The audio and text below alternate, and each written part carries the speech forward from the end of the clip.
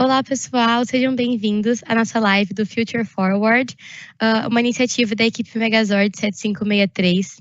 Nós somos uma equipe de FRC de Jundiaí, interior de São Paulo, e hoje a gente veio aqui disseminar oportunidades, compartilhar experiências e capacitar jovens que têm esse sonho de estudar fora. Meu nome é Ana Clara, tenho 17 anos, estou no terceiro ano do ensino médio, e hoje eu vou conduzir a nossa mesa redonda com nossos convidados que estão indo para a universidade.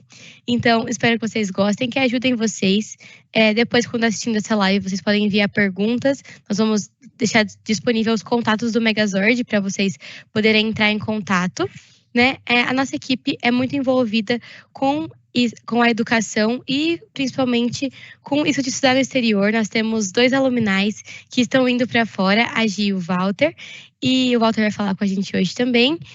E essa live serve para poder tirar dúvidas, esclarecer o processo e mostrar que é possível, assim como eles estão indo, vocês também podem.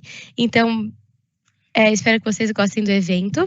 Vou convidar agora os nossos participantes para se apresentarem. Vou começar com a Maria. Pode se apresentar, Maria? Olá, gente. Que nem a Ana falou, meu nome é Maria Clara. Eu tenho 18 anos. E diferente da maioria das pessoas, no caso, em relação ao SESI, não a maioria, né, mas eu não fiz o processo de aplicação pelo Passaporte para o Futuro, eu fiz um processo externo, e agora em agosto eu vou estar indo para Eastern Michigan University com uma bolsa Fulbright de Merit Scholarship, então foi uma bolsa baseada totalmente na questão do meu mérito e a formação durante todo o ensino médio. Ana, só me esclarece aqui, já é para falar um pouquinho então sobre a minha história com a aplicação? Pode falar sim. Então tá bom. Eu sei que a finalidade da ligação de hoje é falar bem mais em relação ao primeiro e ao segundo ano do ensino médio, mas eu comecei meu processo de aplicação, né, na verdade eu descobri na metade do segundo ano do ensino médio, então eu não estudava no SESI ainda, eu estudei no SESI no meu 9º ano e no meu 3º ano do ensino médio.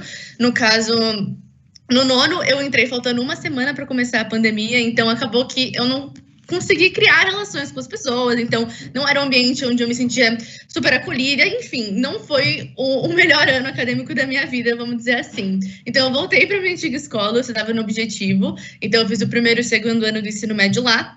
E quando eu descobri o processo de aplicação, não fazia mais sentido para mim continuar numa escola que pregava tanto um único segmento, né? Que é justamente você se preparar durante todo o ensino médio para você ir fazer uma federal, enfim, aqui no Brasil. Então, não fazia mais sentido com os meus objetivos, tendo em vista que o SESI, pelo menos na minha visão, é o tipo de escola que oferta mais um tipo de possibilidade para você. Então, não necessariamente você está fazendo o ensino médio para passar numa federal, ou enfim, justamente esses múltiplos caminhos que o SESI oferta foi o que me chamou, né, de volta, no caso, e eu tentei voltar. Então, eu fiz o meu 9º e o meu 3º no 021, né, em Jundiaí, e basicamente, depois que eu descobri o processo de aplicação, eu já comecei a me preparar para uma das provas principais, que é o SAT, depois a gente vai conversar um pouquinho mais sobre isso. Mas no meu segundo ano no ensino médio, e até então, eu não vou falar para vocês que eu tive, sei lá, o currículo mais incrível da minha vida, muito pelo contrário. 90% da minha aplicação foi desenvolvida durante o 3º ano do ensino médio. Então, por mais que, obviamente, quanto antes você se prepara, porque naturalmente a gente já está atrasado, né? Porque a gente está concorrendo com gente que treinou a vida inteira para isso que a gente também quer conquistar, mas eu já estava ainda mais atrasada porque justamente eu comecei o meu processo no final do ensino médio, e tanto que no primeiro momento eu nem ia aplicar, né, no ano passado, que foi o meu 3º. Eu estava pensando em tirar um gap year sem ter aplicado antes. Então, enfim, eu comecei a me preparar, 90% da minha aplicação foi desenvolvida durante o 3º ano do ensino médio, e como eu falei também, eu fiz um processo de aplicação externo.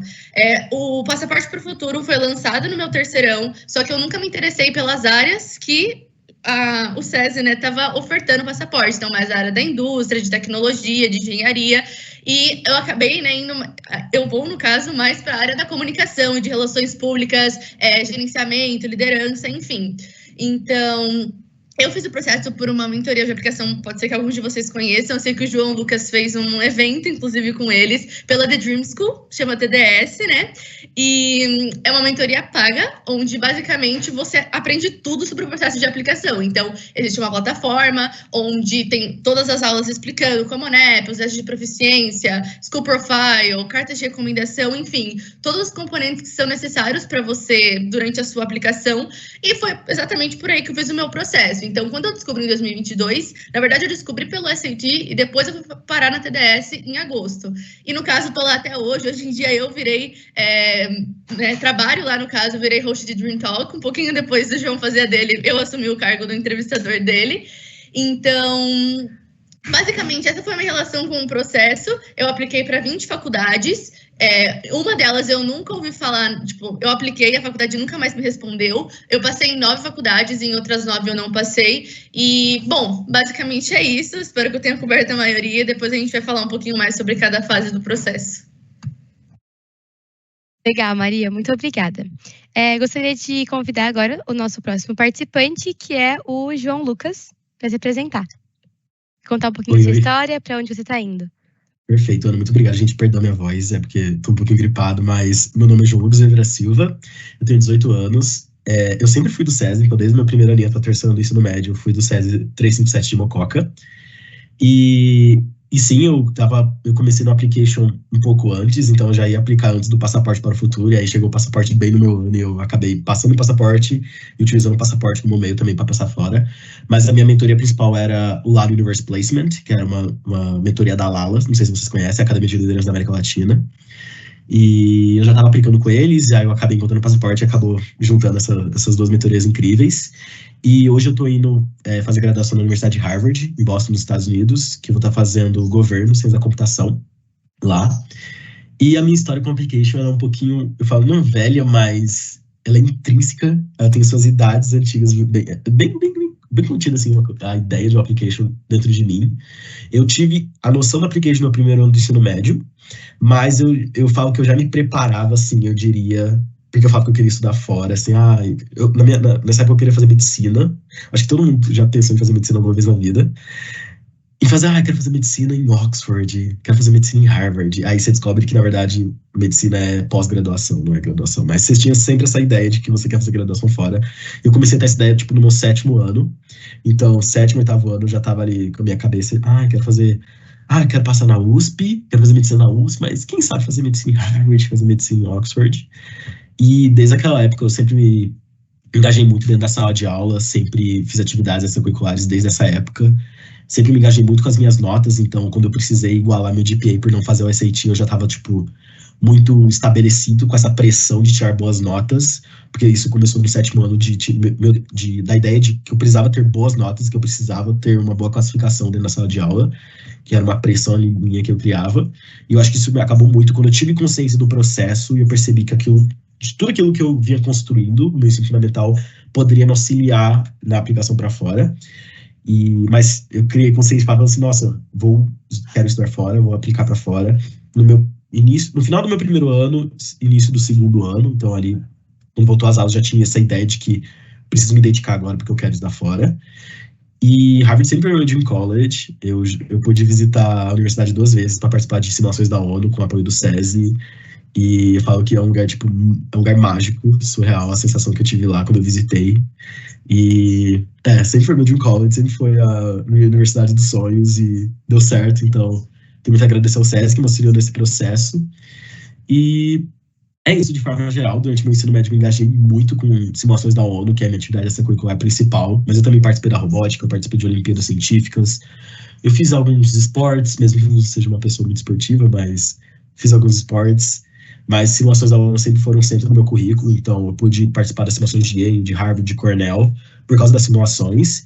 Isso me ajudou muito a estruturar meu perfil, porque se envolvia muito com a minha área, que é mais voltada para essa parte de governo, ciências políticas, e eu pude decidir de fato essa área com essas atividades, mas também com outras atividades de voluntariado ao meu redor. Então, assim, pela Megazord tem atividades na comunidade. Aqui eu participava do Interact, não sei se vocês conhecem, que é um grupo de voluntariado do Rotary, e eu também pude ter certeza dessa área que eu queria seguir através do Interact. Mas eu acho que também a ciência da computação estão muito voltados para meus hobbies tags. Então, tipo, desde o meu 8º ano eu assisti os eventos da Apple, aqueles eventos que introduzem o novo iPhone, o novo MacBook. Eu ficava, meu Deus, maravilhado, porque para mim tecnologia sempre foi um hobby muito grande meu. E eu quero poder me instigar nesse lado tech meu na universidade. Então, espero poder combinar governo e ciências da computação de uma forma assim muito única. E é isso, gente. Muito obrigado pelo convite. E é isso.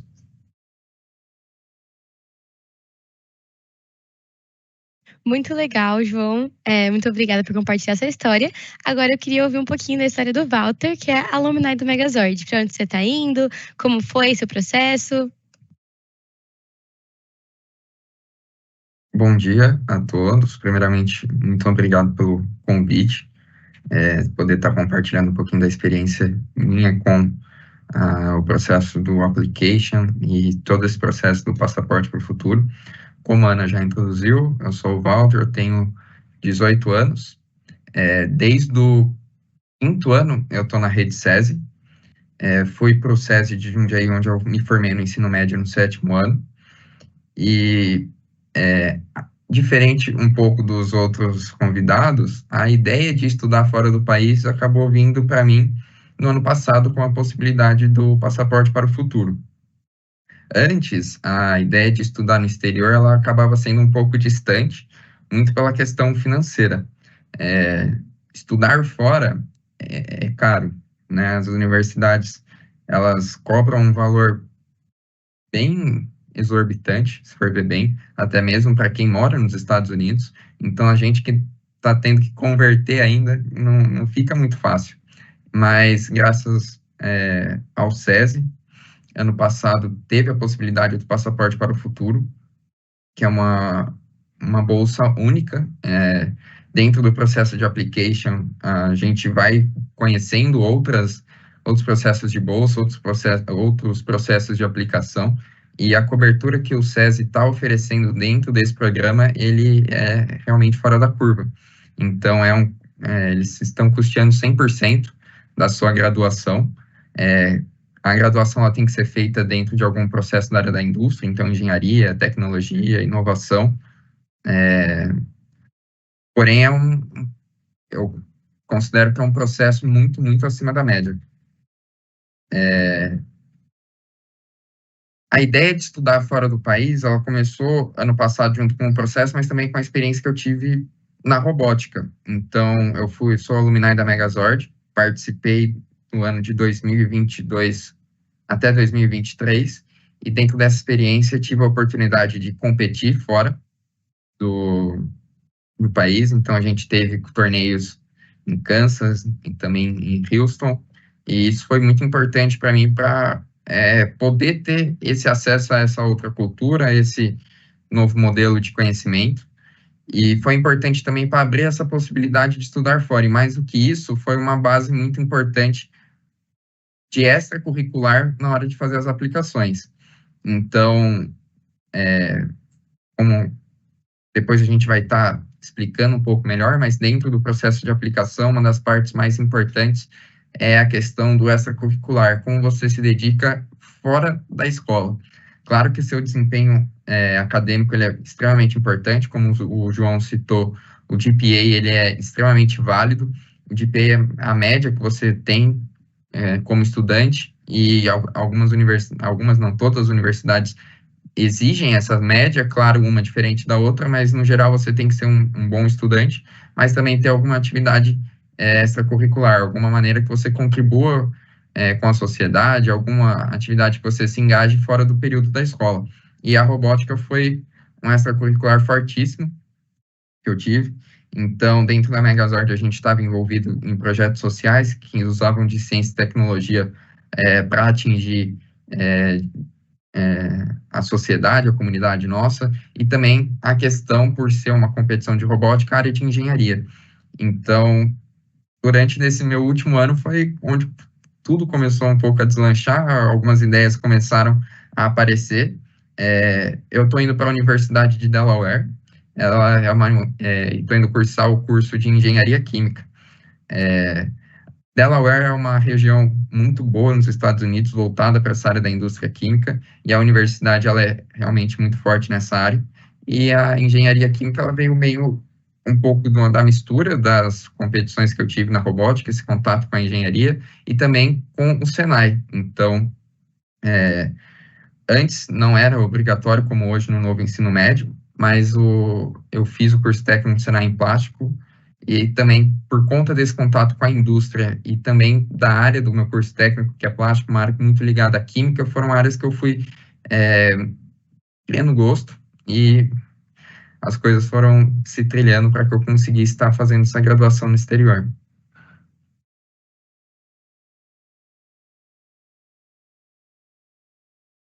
Legal, gente. Muito obrigada por contar um pouquinho da história de vocês. São histórias muito inspiradoras.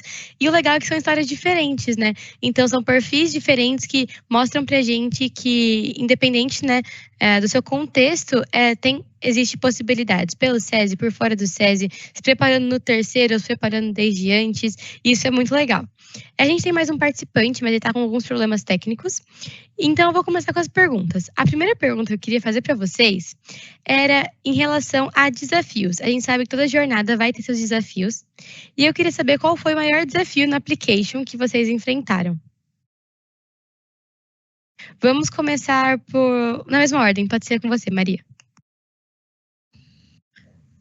Eu acho que a primeira coisa que a gente tem que ter em mente quando a gente fala de aplicação é que às vezes as pessoas pensam, nossa, como é um processo múltiplo, assim, eu não preciso ser necessariamente, sei lá, ter uma nota incrível. Muito pelo contrário, na minha cabeça, pelo menos, parece que você precisa ser muito bom em tudo. Ou, pelo menos, na maioria das coisas que você está se dedicando, para que no final você tenha o resultado que você almeja, né? De acordo com que, sei lá, a bolsa que você precisa, que pelo menos era a minha situação.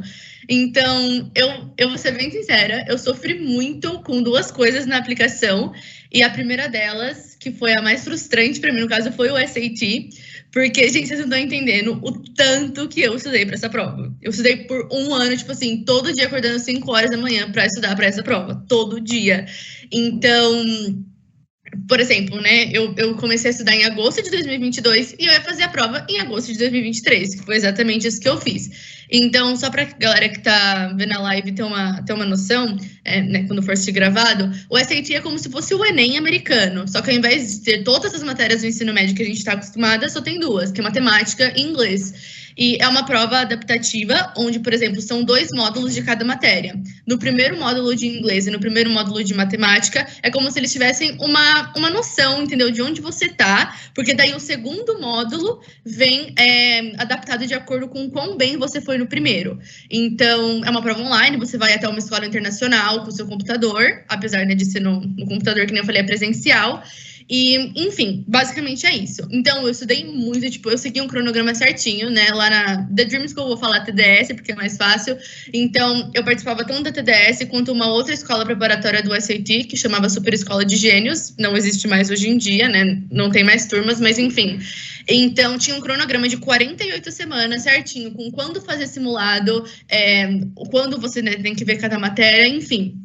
Eu fiz SAT em agosto, então, aqui em casa, né, eu fazia o simulado, eu tirei, tipo, 1460, 1440, eu fui lá, vale de 0 a 1.600, tá, gente? Eu tirei 1.360 no meu primeiro SAT. Aí, tipo, foi um momento assim onde eu fiquei completamente abalada e falei, isso aqui não é pra mim, não. Porque eu estudei muito. E eu sou uma aluna onde, durante toda a minha trajetória acadêmica, eu sempre me dei muito bem com prova. Então, eu sempre consegui me preparar muito bem, sempre conseguia ter o resultado que eu gostava, enfim. E aí, eu fiz de novo o SAT em outubro, tirei 1.390. E o meu sonho, assim, de nota era 1.400, cravado. Então, quando eu não tirei essa nota, foi um momento em que realmente, tipo, eu pensei, não dá isso aqui, entendeu? Não vai dar certo. Então, na minha visão também, a application é um processo muito solitário. Você encontra pessoas que, obviamente, também têm esse objetivo, mas é algo que depende muito de você. Então, você tem que fazer muitas coisas, você tem que se organizar, você tem que ir atrás. Então, quando você começa a ver que algumas coisas começam a desbancar, que elas não vão do jeito que você esperava, é muito difícil você ter o psicológico para continuar. Então, isso acontece, acho que foi o principal, na verdade, no momento que eu pensei, não vai dar isso daqui, não é para mim. E outra coisa que eu sofri um pouco também, mas não foi tanto assim, eu acho que é um sofrimento / conselho, é a questão de college list, que é quando você organiza quais são as faculdades que você vai aplicar. Eu penei muito para fazer. Eu escolhi muito a faculdade errada. E isso é uma parte determinante do seu processo, porque você precisa entender muito bem o seu perfil, entender muito bem aonde você quer chegar, para justamente você traçar quais faculdades você tem chance de entrar. Porque toda aplicação, toda, inteira, do começo ao fim, cada pilar, é puramente estratégia. Então você tem que se entender muito bem e você tem que entender, tá, o meu perfil, sei lá, é para Harvard, eu jamais aplicaria para Harvard, eu sei que eu não passaria, entendeu? Então você tem que ter muita noção, você vai sonhar. Você pode sonhar muito alto, é claro, mas você tem que ter noção até onde você consegue chegar. Então, eu peguei muito na secção de college list, no sentido de... Eu não apliquei para nenhuma Ivy League, nada assim, mas no sentido de ter estudado melhor as faculdades, entendido mais, tá, eu tenho que considerar esse fator ou aquele. Então, acho que o SAT foi a coisa, assim, mais frustrante, que mais quase me tirou do processo, assim mesmo, essa questão de eu perder totalmente o meu eixo. E a questão de college list é uma questão mais de estratégia mesmo, de ter me planejado melhor, me organizado melhor. Enfim, é isso. Não negligenciem a college list.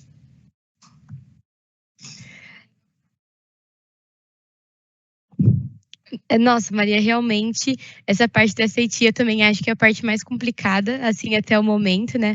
Vou fazer o SAT em agosto, estou me preparando também, então acho que é algo que a gente realmente tem que demandar nossos esforços. E sobre isso de se sentir solitário, a aplicação é algo muito diferente do que a gente está acostumado, né? Então, são poucos brasileiros que aplicam, assim, se a gente for comparar, lá todos aplicam.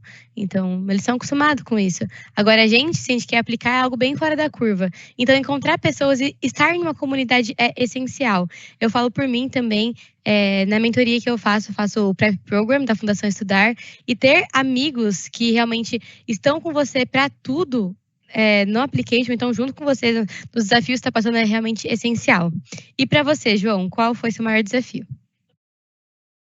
Nossa, ótima pergunta.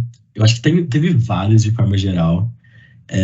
O primeiro deles é que eu cheguei no... Esse é um plot twist do meu application que eu sempre gosto de contar, é que eu cheguei na metade do meu terceiro ano sem nenhuma mentoria. Então, meio que, juro, acho que foi o maior plot twist da minha vida, ter chegado na metade do meu terceiro ano e não ter nenhum final draft do personal statement e ter que ralar até dezembro para entregar um personal statement de qualidade. E eu ralei muito, muito mesmo. Acho que o meu desafio foi essa, da escrita das essays. Eu lembro das essays de Harvard, que foi também um surto muito grande, mesmo os prompts das essays sendo muito bons.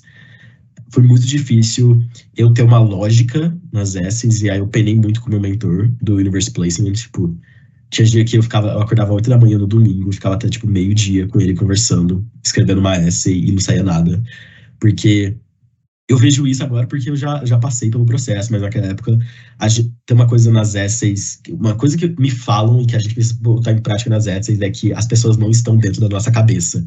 Então a gente precisa explicar muito bem o que tá numa essay, porque às vezes você coloca uma coisa ali que só você tá entendendo. E eu não entendia isso, eu achava que todo mundo ia ler e ia entender o que eu queria passar. Mas não, o meu mentor li fala assim, mas o que você está querendo dizer com isso?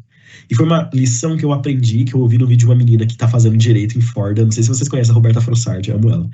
Mas que ela falou assim que quando você tá escrevendo um essay, quando você tá dando uma entrevista, que quando você tá escrevendo algo que exemplifica a sua história, exemplifique suas conquistas, você tem que explicar muito bem. E isso eu demorei para entender. Então, assim, às vezes no meu personal statement eu explicava, e meu mentor ficava, mas meu Deus, você está andando em círculos, você não está andando para frente. E era uma coisa que eu penei muito, mas eu acho que outra coisa foi que eu tive que combinar muitas coisas no meu terceiro ano que eu não estava preparado. Então, no meu terceiro ano, eu assumi presidência de Interact, eu estava comandando minha delegação, né, de simulação da ONU exterior, overseas. Eu fiz um projeto de pesquisa de 3 meses, e com tudo isso estava no meu terceiro ano e aplicando. Então, assim, foi um caos total. Eu fiquei de julho até setembro fazendo um programa de pesquisa que chama Harvard of Scholars, que é um programa de pesquisa com parceria de Harvard. E era um programa, assim, muito pesado. E eu lembro, assim, de ter que trabalhar naquele paper de 15 páginas totalmente em inglês, e você tem que seguir todo o parâmetro americano de pesquisa. Foi muito caótico para mim, aquilo. E era bem na época do application, então agosto ali, naquela época que tudo, como o app abre, sai os temas, sai tudo. E no mesmo tempo eu também estava lidando com extracurriculares, então eu estava lidando com Interact, estava lidando com Overseas, com Grow Up, que eu também fazia parte. Tava com a Unigrêmios, que é um projeto político da minha cidade. Então, diferente de umas pessoas que eu ouço que chegam no terceiro ano e para de fazer algumas atividades, eu inverti. Eu acho que o meu maior erro no meu processo de application. Eu dobrei a minha carga de atividades. Então, tinha dia que eu ia dormir, tipo, 2, 3 horas da manhã, para acordar às 6 da manhã para ir pra escola, porque, às vezes, eu ficava muito tempo na escola e eu não conseguia... Eu ficava fazendo todas as minhas atividades curriculares e eu sempre... Não sei se vocês são assim, mas eu sempre fui aquele aluno que fazia slide, apresentação. Se eu não fizesse, ninguém ia fazer. Então, eu ficava até 2, 3 horas da manhã fazendo trabalho, fazendo apresentação, porque é o que o SESI demanda muito da gente nessa questão, além das provas. Então, foi muito, muito pesado o meu terceiro ano, muito mesmo, mas, assim, eu consegui lidar muito bem com o meu cronograma, eu acho que é muito importante isso, é a organização, e a organização é fundamental dentro do processo de application. Eu acho que quando a gente já é uma pessoa organizada de uma, assim, já é da nossa personalidade, ser uma pessoa organizada, a gente acaba se adaptando com essas mudanças, mas o processo de application demanda o dobro, e eu acabei não fazendo o SAT por causa disso. Além do meu ano, graças a Deus, ser test optional, eu não precisei fazer o SAT e isso não ia pesar em nada no meu application, mas acima de tudo eu não tinha tempo para estudar. Eu sempre falo isso para as pessoas, que eu não tinha tempo para estudar para SAT. Mas quando alguém me pergunta, você acha que eu deveria fazer o SAT? Eu falo, sim, faço o SAT, porque não é todo mundo que tem um 9.8, 9.9, 9.7 de GPA. Então, se você não tem um GPA alto, ou ali, assim, que chega ali numa média altíssima, pensando no ranking também, o SAT vai sempre ponderar, vai sempre ali dar uma equilibrada. Por isso que eu sempre trabalhei muito no meu GPA durante o meu ensino médio, porque eu sabia que eu não ia conseguir fazer o SAT. Então eu teria meu GPA para talvez equilibrar as coisas ali. Isso me ajudou muito no processo, mas acho que essas foram as minhas maiores dificuldades, foram as essays e também, né, ponderar a minha rotina, porque com certeza foi algo que pesou muito, muito, muito.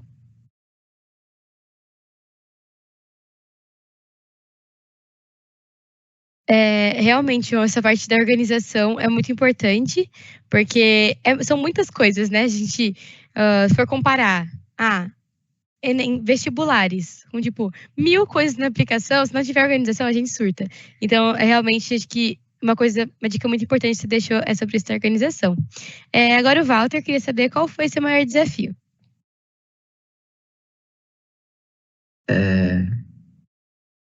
Bom, eu acredito que seja um pouco do que o João falou, porém em outros aspectos que são como que a minha rotina estava acontecendo durante esse período. Então, eu acho que o tempo foi com certeza um dos maiores desafios que eu tive. Como eu já havia dito no começo, a minha história ela não está muito atrelada desde o começo a pensar em fazer uma universidade fora. Foi uma oportunidade que veio no terceiro ano. Então, explicar um pouquinho como foi meu terceiro ano. O comecinho dele foi totalmente focado para robótica. Então, a gente ia ter as competições com a Megazord. Então, iam ter as viagens, as competições. Então, do final do segundo ano, tá certo. Em 2022 para 2023, foi essa preparação. Então, a gente quase não tinha férias, porque estava tendo o foco das competições, mas foi um período muito bom. Então, durante esse período, construí muitas amizades que me ajudaram durante esse processo de aplicação, como apoio ou com outras informações, e fomos muito bem nas competições, então esse tempo investido valeu muito a pena. Como eu estava no meu último ano da robótica, acabou as competições, eu fui focar no vestibular, porque até aí não existia a possibilidade do passaporte para o futuro. Então, meu foco foi para o meu último ano da escola e também focando nos vestibulares. Chega mais ou menos, eu não lembro exatamente quando foi, eu acho que foi por volta de agosto, que chegou a possibilidade do programa do passaporte para o futuro. E analisando tudo que havia acontecido durante meu ensino médio, eu considerei que seria uma boa oportunidade. Porém, a gente tinha os resultados, se eu não me engano, saíram no começo de setembro, e a gente tinha de setembro até dezembro, comecinho de janeiro no máximo, para estar finalizando o nosso processo de aplicação. E vendo as outras histórias de um pessoal que já estava mais engajado, que sabia como esse processo funcionava, já tinha um plano, algumas metas, um planejamento No meu caso, eu não tive quase nada disso. Então, a oportunidade do programa veio da metade para o final do ano, e foi todo esse processo de tentar assimilar como isso funcionava. Então, eu fui descobrindo o que era uma college list, como que eu tinha que montar ela, o que eu precisava para fazer uma aplicação, quais eram as provas, e daí vem todas essas dificuldades dos testes de inglês, de proficiência, do SAT, no meu caso, igual ao do João, por uma questão de estratégia e tempo, como já foi explicado, o SAT é uma prova muito difícil. Ela é conteudista e ela também tem uma questão de tempo. Você tem que ter um certo tempo para estar resolvendo aquelas questões, porque se você gastar muito tempo em uma questão específica, não vai sobrar para outras. Então, é uma prova que ela tem todo um planejamento diferente. Então, é sim necessário que você tenha um período de adaptação a ela, um período de treino, um período de teste, para que você consiga ter a nota que você espera. Então, dentro da college list que eu tive que montar, eu meio que tive que abdicar do SAT, porque eu percebi que eu não ia ter tempo hábil. Então, tive quase um mês de estudo para tentar ver tudo que eu precisava do SAT, mas escola estava acontecendo, era meu último ano no curso técnico, eu tinha que entregar TCC, eu tinha que fazer as notas, eu tinha que fazer todos os outros processos de aplicação, e então não conseguia me dedicar integralmente àquilo, então eu sabia que não seria um foco meu, então optei pelo test optional, ele veio na pandemia, então algumas universidades aderiram, que é você não pegar a nota do SAT, você pega seu GPA, sua média escolar, e aplica para que eles tenham conhecimento do quanto você sabe em algumas matérias, como matemática, inglês, ciências. Então, ter essas notas boas durante o ensino médio foi fundamental para que esse processo também desse certo. E também um personal statement, que é a redação que você conta sobre você. Aqui no Brasil, a gente está muito acostumado com esse processo de aplicar para Enem, para algumas universidades, onde você tem que escrever uma redação sobre algum tema, que, por exemplo, no caso do Enem, algum tema social, algum problema que você tem que resolver, e para uma aplicação para fora é totalmente diferente, a redação é sobre você. Então, você tira esse olhar em terceira pessoa, de como você agiria em alguns problemas, para passar para a primeira pessoa, de como você se enxerga, suas qualidades, seus pontos fracos, o que faz de você um estudante diferente. Então, muitas das vezes, por mais que seja sobre a gente ter essa análise, ter esse conhecimento, a maioria das vezes são coisas que durante o nosso ensino médio, durante a nossa rotina, acabam passando despercebido. E existe toda a parte do personal statement, ela é extremamente forte, porque é onde o avaliador vai ter um conhecimento profundo sobre você. A avaliação para as universidades americanas, ela vai muito além da nota. Eu costumo dizer, opinião minha, que ela é um processo mais justo do que acontece aqui no Brasil, onde é muito mais conteudista, você é baseado na nota que você tira em uma prova. Lá não, é um processo mais holístico, ele vai ser avaliado em diferentes aspectos. E um dos mais importantes é entender você como pessoa, que estudante que eles estão colocando na universidade, quais são as visões dele. E conseguir passar isso, igual o João disse, numa redação, é muito difícil, porque você tem que ser sucinto, porque tem um limite de caracteres, mas ao mesmo tempo você tem que explicar a sua vida inteira. Então fica nesse meio, ter que equilibrar tudo isso. E então, para mim, eu acho que foi esses dois pontos. O tempo, para vocês terem noção, Natal, eu passei fazendo college list, então do dia 25 para o dia 26, 4 da manhã eu estava lá, montando minha lista de universidade, nem dormi, depois desses dias eu tive que ir no SESI para fazer o pagamento das aplicações, e eu lembro que tem uma outra estudante que foi da Megazord, a Giovana, que ela não conseguiu participar hoje da reunião, ela foi para fazer os pagamentos comigo, ela falou, nossa, Walter, parece que você não dormiu essa noite, você tá com uma cara de zumbi. Eu falei, realmente, eu não dormi. E então, realmente, foi o tempo e entender todo esse processo. Mas de todos eles, eu acho que o personal statement foi o mais complicado.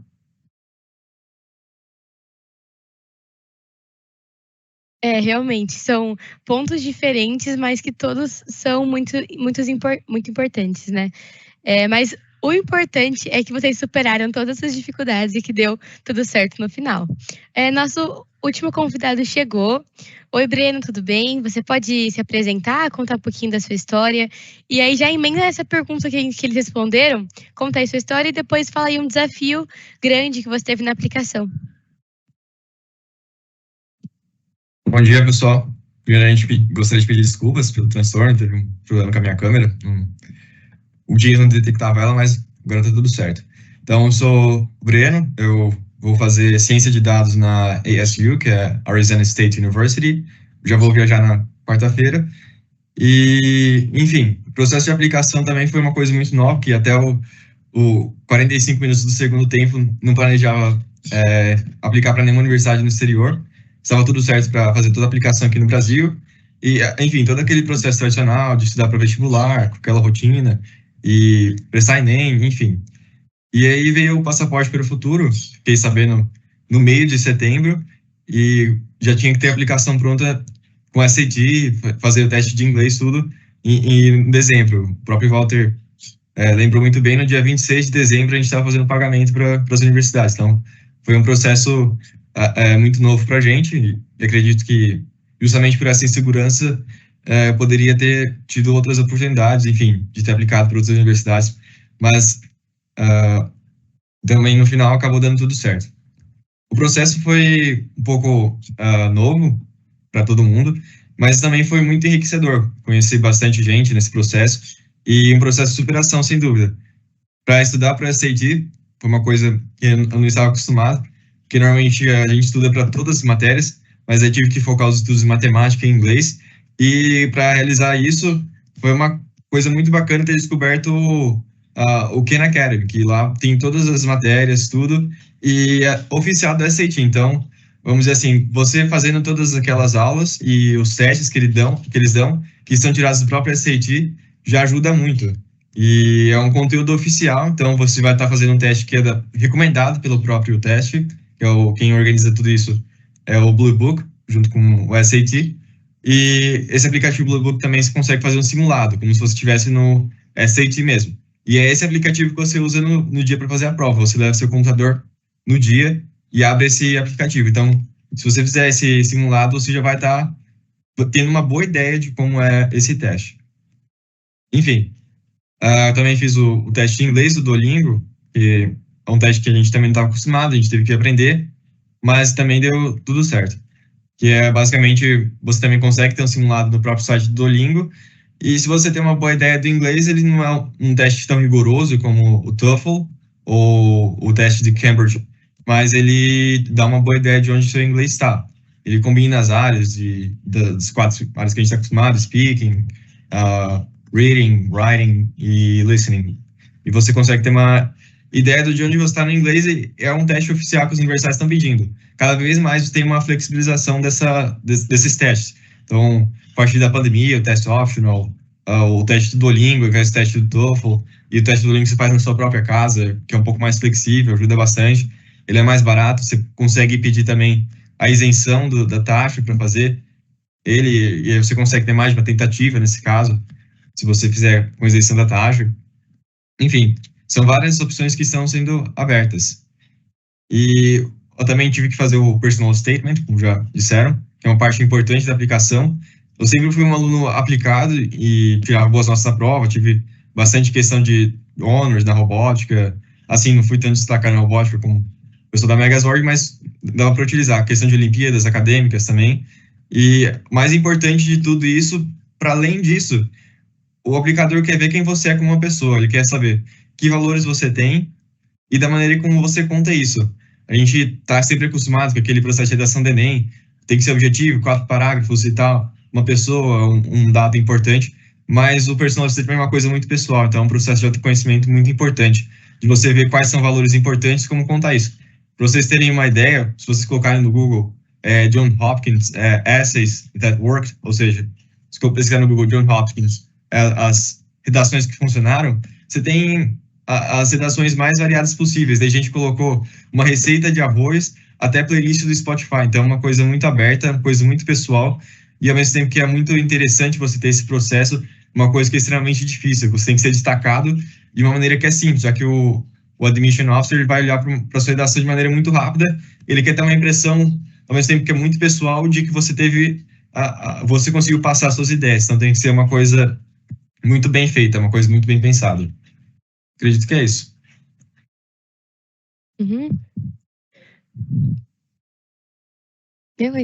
Legal, Breno, muito obrigada. Eu acho que você foi bem direto nos pontos, é realmente isso que acontece. Acho que todo mundo concorda sobre esse processo das redações, do SAT, do Duolingo, e também essa dica do Khan Academy muito importante, é bem legal. Agora, pessoal, vou fazer assim, uma pergunta variada para cada um, para a gente ter conteúdos diferentes para poder chegar ao fim da nossa live. Então, eu queria começar com a Maria. Eu vou pedir dicas no geral. Eu queria saber como você montou sua college list, se você tem dicas em relação à college list. Então, que nem eu falei, foi a parte que eu mais pequei, então eu vou ser sincera, eu poderia ter feito muito mais das dicas que eu vou falar agora do que eu realmente fiz, mas uma coisa que eu acho que para mim tem que ser muito claro, independente da faculdade que você pesquisa, quais são os seus inegociáveis, entendeu? Então, por exemplo, se você fez o Duolingo, você tem que saber se uma faculdade aceita ele ou não. Vamos supor que, hipoteticamente, o Breno falou que muitas aceitam o Duolingo, mas ainda assim tem algumas que só aceitam o TOEFL.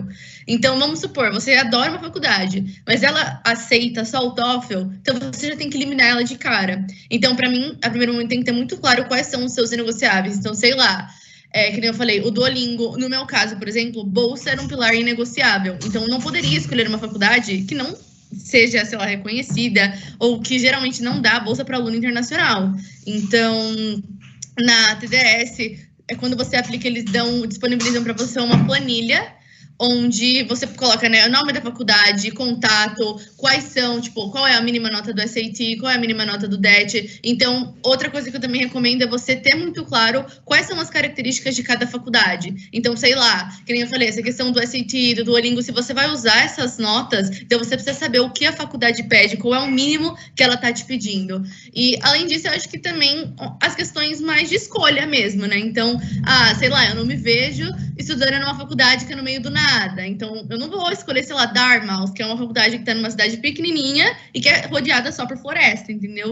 Então, eu acho que é mais a questão mesmo de entender quais são os seus inegociáveis, ter muito claro, né, tipo, obviamente, qual o seu perfil. Então, que nem eu falei, você não vai, sei lá, se você não tem SAT, o seu GPA não é alto, você não tem muitas vezes, você não vai aplicar, sei lá, para uma Ivy League, entendeu? Você tem que ter muito claro, tipo, até onde vai ser o seu, até onde você pode conquistar, né? Que nem eu falei, você sonha, mas tem que ter noção até onde você pode sonhar. Então, eu acho que é mais isso mesmo, essa questão dos inegociáveis e entender muito bem o seu perfil, de forma, né, organizada.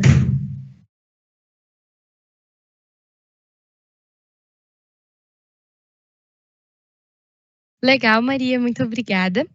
O próximo é o João. João, para você, eu queria saber sobre a narrativa da aplicação. A gente sabe que eu não posso só fazer um PS bom, algumas suplementos boas e ter um currículo bom. Eles têm que conversar entre si e fazer sentido.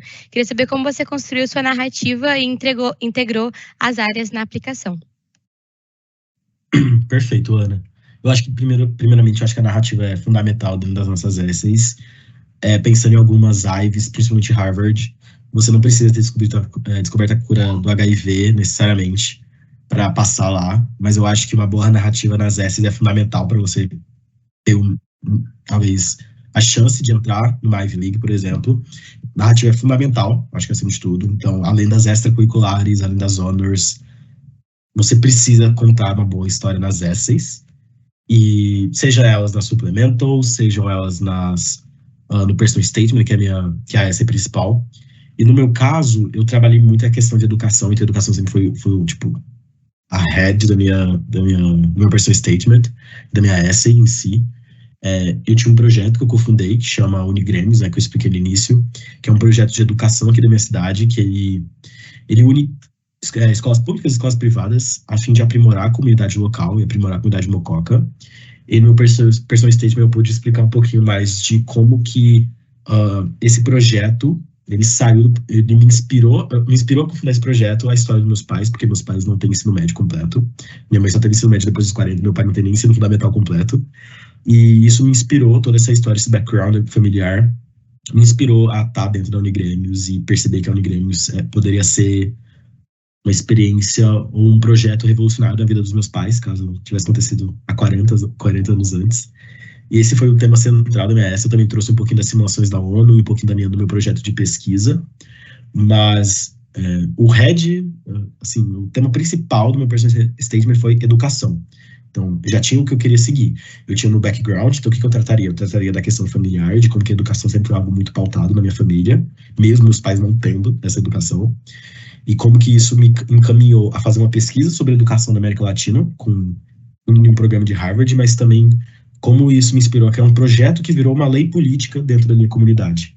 Então, sigo 2 caminhos diferentes com o mesmo tema. Então, era educação, era talvez algum lado político ali, e tudo isso decaía nesse tema central, né? Em algumas suplementos eu também tratei muito sobre esse programa de pesquisa, porque o tema do meu programa de pesquisa era a questão da educação na América Latina depois da pandemia de Covid-19. Então, eu falei um pouco de school dropouts, de learning balance. Então, esses temas centrais eu tratei no meu programa de pesquisa, e isso também se relacionava muito coincidentemente, não é uma palavra, gente, mas deu pra entender. Casava muito com a mensagem que eu estava tratando dentro das minhas essays, principalmente do meu PS, e principalmente as IVES, não sei as outras universidades, mas algumas IVES pedem bastante algumas essays que são voltadas para esse lado mais, nos diga uma experiência extracurricular que te transformou. A Harvard tinha uma assim. E aí você sempre tinha uma ideia dessa, de que esse programa de pesquisa, uma experiência de pesquisa que talvez se conectou muito com a minha história, e eu pude tratar isso dentro da minha suplementos. Eu acho que foi muito incrível isso. E é isso, sabe? Eu acredito que a minha narrativa foi muito importante. Até no feedback que eu recebi do Admission Officer de Harvard, ele tratou isso e falou que gostou muito de ter lido, que eu cofundei um projeto que auxiliava os jovens de escolas públicas e escolas privadas a se unirem em prol da comunidade. E foi o feedback que eu recebi. Eu acho que também foi o centro do meu processo de application, foi esse tema da S. Então, a dica que eu dou pro pessoal que está assistindo é: tem uma ideia central, não precisa ser algo revolucionário, assim como o meu foi uma coisa que é muito sobre mim, é muito pessoal. Eu nunca encontrei algum amigo meu que o pai não tem ensino médio, que o pai só tem ensino fundamental e que a mãe só teve ensino médio com EJA, né, depois dos 40. Então, era algo muito pessoal meu, que pode ter pessoas parecidas, mas era algo muito pessoal meu. E como isso me inspirou a criar um projeto de lei de educação, sabe? Então, acho que é muito importante vocês terem isso em mente, de que cada história sua é única, tudo muito único, e você tem que saber o que você vai tratar. E saber ponderar também o que é seu e o que talvez não possa ser, tipo, uma ideia coletiva.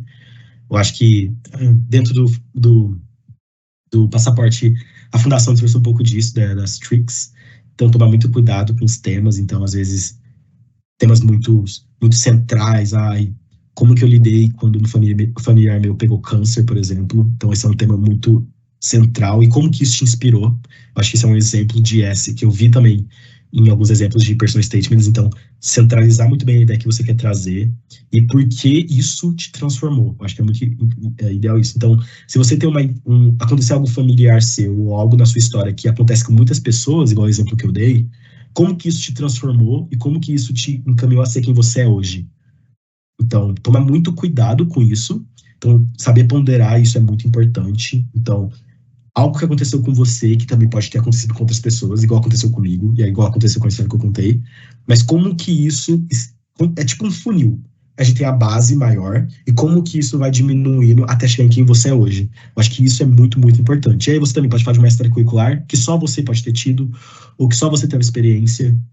Então, gente, são milhões e milhões de pessoas que aplicam. Não vai ter aquela pessoa única que, nossa, ninguém tem nada que se conecte. Não vai ter.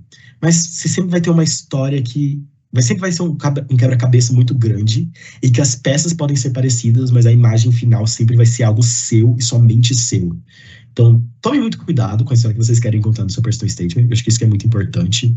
Então, se vocês querem falar de um familiar que morreu, de como que um familiar seu pegou uma doença que te transformou, como que seus pais entraram numa dívida e isso te inspirou a fazer economia, como que uma equipe de robótica te inspirou a fazer engenharia, um programa de pesquisa a fim de solucionar um problema da comunidade, ou como que um projeto de voluntariado te fez mais humano, talvez. Então, toma cuidado com os temas, mas também especificar por que isso faz ser quem você é hoje. Por que você é a Ana, por que você é o Walter, por que você é o João Lucas, porque você tem esse background que pode ou não ser também de outras pessoas, mas o resultado desse background ser algo somente seu.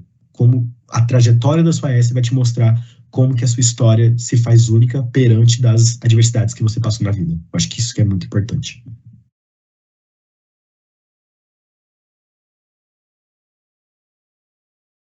Legal, João, muito obrigada. Acho que você falou tudo assim em relação à narrativa, sobre desenvolver vários caminhos, mas ter aquela ideia central, única. E eu acho que autoconhecimento é a melhor coisa para desenvolver essa narrativa. Conhecer muito sobre você, como que suas experiências levaram você a ter suas conquistas e ser quem você é. Eu acho que é muito mais sobre quem nós somos do que sobre o que nós estamos conquistando. Essa é uma frase do Jim Cayman, da First, e que eu levo muito a sério no meu application. Então, acho que é exatamente isso que você disse. Walter, para você, eu queria saber como a robótica te influenciou a aplicar e como que você abordou a robótica na aplicação.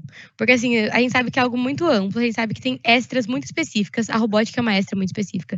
Então, tem que saber escrever, tem que saber abordar os números. Queria saber como foi, assim, a sua experiência da robótica para a aplicação.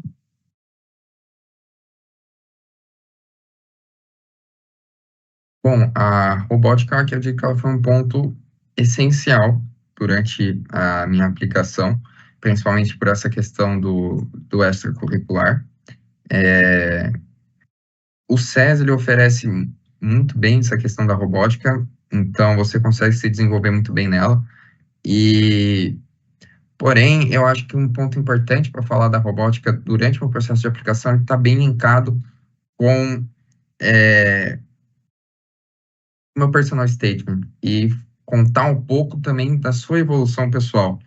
Então, eu considero que durante o processo da robótica, eu ganhei uma certa autonomia, eu ganhei uma visão diferente sobre algumas coisas, e isso foi muito importante durante esse processo. Muito mais do que os prêmios, muito mais do que as competições, porém, a pessoa que você estava se tornando, as responsabilidades que você tinha, e como isso te capacitava a buscar coisas novas. Então, durante esse processo, claro que a Megazord ofereceu essas oportunidades, a gente teve a oportunidade de trabalhar em alguns projetos sociais dentro da cidade de Jundiaí, então isso também é importante dentro da questão de você ter diversas atividades, ter uma... Como é que a moto está passando bem aqui agora? Ter uma visão diferente. Então, você não pode ter uma extracurricular somente focada em uma atividade. Então, a robótica, ela faz esse trabalho holístico de trabalhar em diferentes áreas. Então, você tem uma área de ciência e tecnologia que você conseguiu se aprofundar. Você tem uns projetos sociais que fazem com que você possa se desenvolver. E você tem todo o seu desenvolvimento pessoal. Então, eu acho que dentro de todo esse processo, a parte mais importante foi mesmo esse desenvolvimento. Dentro da minha ESSA, eu foquei muito na questão dos medos que eu tinha. E a robótica foi um pilar essencial para que eu conseguisse trabalhar em cima deles, para que eu conseguisse superar eles. Porque eu considero que foi um processo de autoconhecimento. Então, eu consegui me conhecer melhor, eu consegui destravar algumas partes minhas, muito por conta dessa experiência que eu tive com a robótica. E como o João disse, isso varia muito, depende da experiência que você teve, das lições que você tirou. Então, isso às vezes vem de um problema que você teve na sua família, ou de alguma situação que te aconteceu, um problema na escola. Porém, no meu caso, eu consegui trabalhar isso melhor na escola, na robótica. Então, muito mais do que as competições em si, foi esse desenvolvimento pessoal. Foi conseguir entender melhor como que algumas coisas funcionavam dentro de mim mesmo. E eu acho que isso foi muito importante. Então, se for para deixar uma dica, independente da área que você for estar escolhendo como um extracurricular, essa frase do Jim Kahneman, eu acho que ela cabe bem em diferentes aspectos, né? Então, muito mais do que você conquistou, mas quem você está se tornando. Então, é focar nisso, é focar nesse seu autodesenvolvimento, e foi isso que aconteceu comigo na robótica, foi essa experiência muito, muito importante. Legal, Walter. Muito obrigada. Acho que é exatamente isso. A última pergunta eu queria fazer para o Breno. Eu queria, assim, Breno, você passou em faculdades brasileiras também, né? Depois queria que você contasse sobre isso também. E como que você fez para conciliar a aplicação lá de fora e ainda passar nas faculdades daqui? Você tem alguma dica de organização, alguma técnica? Muito bem, eu acho que o mais importante de tudo, independente de onde você quer passar, e acho que isso é bem um ponto, né? O mais importante é você ter uma jornada de você conseguir ver com quem você está se tornando. É claro que as conquistas são importantes, mas o que eu consegui fazer para tentar conciliar os dois foi, na escola, como já dominava alguns conteúdos, por exemplo, na aula de matemática, eu já sabia que o professor estava ensinando, então eu estudava o pró-vestibular. Eu pegava, por exemplo, no livro do SESC tem o para gabaritar, sempre ficava fazendo. E durante a própria escola, que já era algo que estava na própria curricular, já utilizava para estudar para o vestibular. E fora isso também, eu conciliava bastante estudar para as Olimpíadas Científicas, então estudava para a OBMAP, para a OBA, junto com estudar para o vestibular, já que os conteúdos são similares, dependendo de qual você for fazer.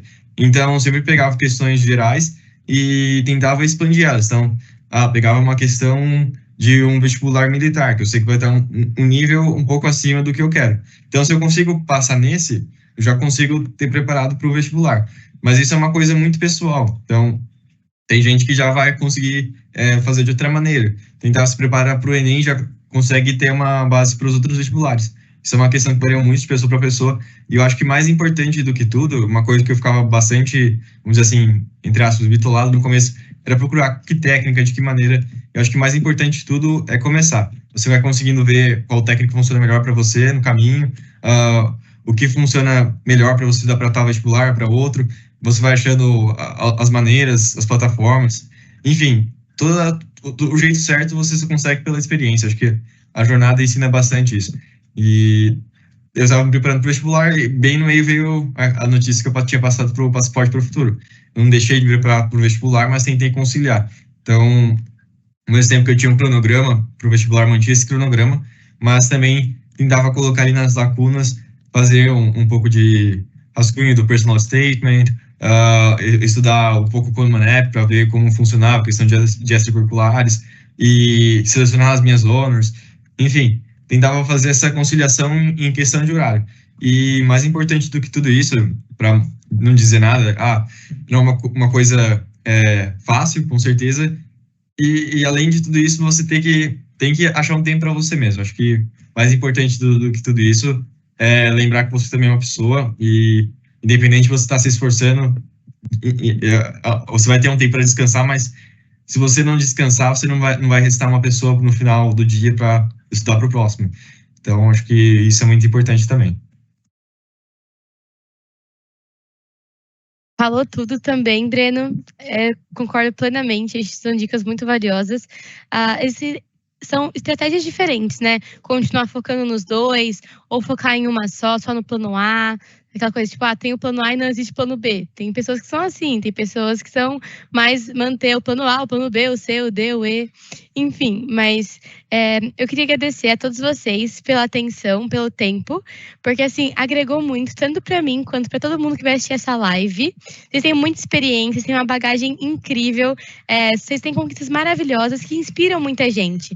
Então hoje, pode ter certeza que a turma 2 do Passaporte do Futuro se inspira em vocês para chegar como onde vocês chegaram.